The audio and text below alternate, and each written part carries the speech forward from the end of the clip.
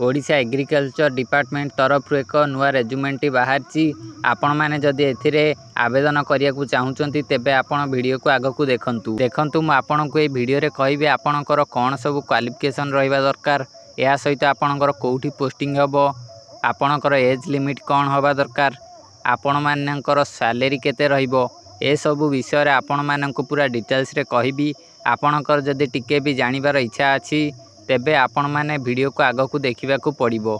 एबे चलतु मु आपण मानक गोटी गोटी करी कहूची एई भली अपडेट सब जानिया पई आपण चैनल को सब्सक्राइब करी पाके थिबा बेल आइकन को ऑल ले सिलेक्ट करी रखंतु। देखंतु एई जो पोस्ट करा जाय छि एटा Indian council of agriculture research तरफ रु पोस्ट करा जाय छि। एई जॉब टी आपणकर टेम्परेरी रहिबो परमानेंट रहिबो नाही। एई जॉब टी ओडिशा गवर्नमेंट जॉब रहिबो।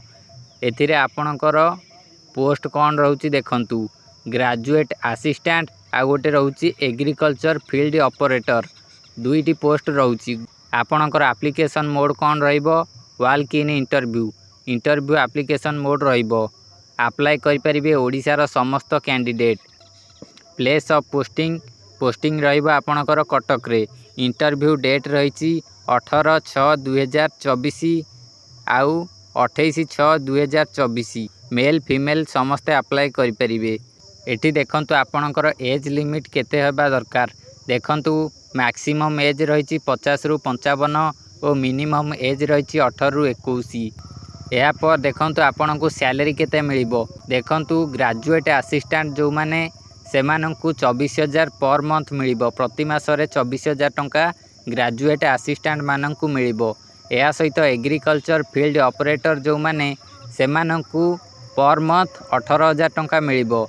जदि आपण एग्रीकल्चर फील्ड ऑपरेटर तेबे आपणकु 18,000 प्रति मासरे दिया जिवो। देखंतु एटी सिलेक्शन प्रोसेस तो इंटरव्यू रही आपण मानक कहले आपण डायरेक्ट इंटरव्यू देबे आपणकर सिलेक्शन करा जिवो। या पर देखंतु एप्लिकेशन फीस केते रही general EWS OBC PhD SC ST ए समस्तंकर मागणा रही। देखंतु एटी लेखा जाइछि मध्य समस्तंकर फ्री बोली। या पर चलंतु जानिबा आपणकर एथिरे को डॉक्यूमेंट लागिवो आपणकर क्वालिफिकेशन सर्टिफिकेट 10th +2 +3 ए सबुरो सर्टिफिकेट दरकार पड़िबो। Certificate indicating the date of birth आपणकर 10th सर्टिफिकेट टी मध्य दबाक पड़िबो आपणकर डेट ऑफ बर्थ प्रूफ बाबरे।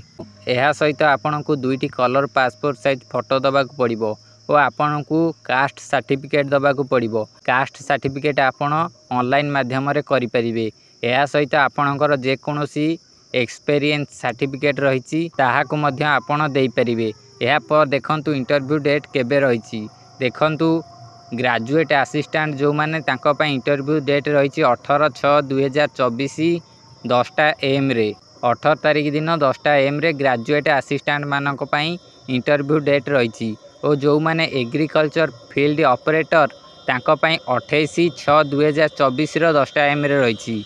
एहा पर देखंतु आपणकर एजुकेशन क्वालिफिकेशन कौन होइथिबा दरकार ग्रेजुएट असिस्टेंट होछि graduate degree in botany zoology environmental science और microbiology from a recognize university.